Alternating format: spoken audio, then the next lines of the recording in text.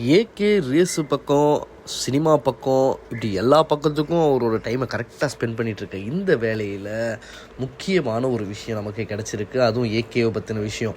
ஆமாங்க, நம்ம ஏகே ஒரு காலத்தில் கேங்ஸ்டராக இருந்தார். அந்த கேங்ஸ்டருடைய கதையைத்தான் இப்போ எடுக்க போகிறாங்க அப்படின்ற மாதிரி சொல்லியிருக்காங்க. என்னடா சொல்கிற, ஒன்றும் புரியல அப்படின்னு சொல்கிறீங்கன்னா, ஒன்றும் இல்லை, ஜிபியு படத்துடைய கதையை தான் நான் சொல்ல போகிறேன். குட் பேட் அக்லி இந்த படத்தையோட சினாப்சிஸ் என்ன அப்படின்ற மாதிரி ஒரு ஐடியா வந்திருக்கு. வெளியில் ஒரு பல தகவல்கள் கிடச்சிருக்கு.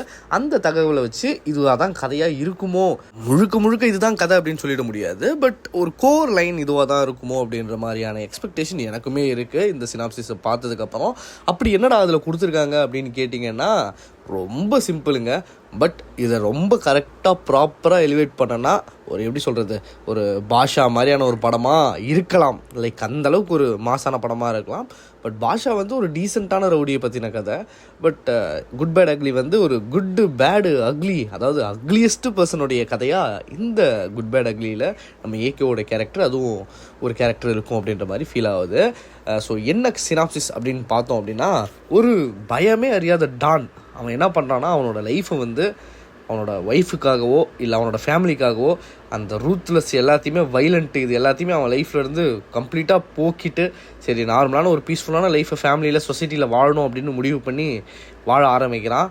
அந்த இடத்துல அவனோட டார்க்கான பாஸ்ட்டு அண்ட் ப்ரூட்டலான ஆக்ஷன் எல்லாமே திரும்ப அவனை ஃபாலோ பண்ணி வருது. அண்ட் அவரை வந்து எப்படி இவர் வந்து ஃபேஸ் பண்ணி அதிலேருந்து வெளியில் வந்து அவங்க ஃபேமிலியோட திரும்ப ஒன்றா வராரா, இல்லை என்னை வந்து நான் ஆல்ரெடி பேடாக இருந்தேன், இப்போ நீங்கள் வந்து என்னை இப்படி பேசி, என்னை இப்படி பண்ணி, என்னை இப்படி டார்ச்சர் பண்ணி என்னை அக்லியஸ்ட் பர்சனாக மாற்றிட்டீங்க அப்படின்ற மாதிரியான பர்சனாக மாறுவாரா அப்படின்றது தான் இந்த படத்துடைய கதையாக இருக்க போகுது.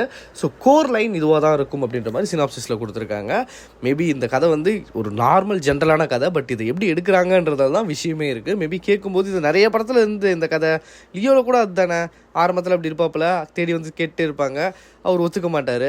ஆனால் இதில் ஒத்துக்கிறாரா இல்லையான்றது இல்லை, பட் அதை எப்படி அவர் ஹேண்டில் பண்ணுறாருன்றது தான். இது வந்து ஒரு பரபரப்பான பிரபலமான ஒரு சாதாரண ஒரு கதையாக எல்லாருக்குமே தெரிஞ்சாலும் கூட, அதில் ஸ்க்ரீன் பிளேவாக ஆதிக்கு என்ன பண்ணியிருக்காரு அண்ட் ரைட்டிங்காக அதில் என்ன பண்ணியிருக்காரு அப்படின்னும் போது தான் கேரக்டர் டெப்த்துன்னு ஒன்று இருக்குது, கேரக்டர் ஆர்க்குன்னு ஒன்று இருக்குது, அண்ட் வில்லனோட கேரக்டர் ஆர்க் இருக்குது, வில்லனோட கேரக்டர் டெப்த் இருக்குது, அண்ட் ஃபேமிலியோட அந்த ஒரு என்ன சொல்கிறது, அந்த ஒரு மூமெண்ட்ஸ் இருக்குது. இது எல்லாமே எமோஷனல் எல்லாமே சேர்ந்து கரெக்டாக ஒர்க் அவுட் ஆச்சுன்னா இந்த படம் தரமான படமாக இருக்கும்.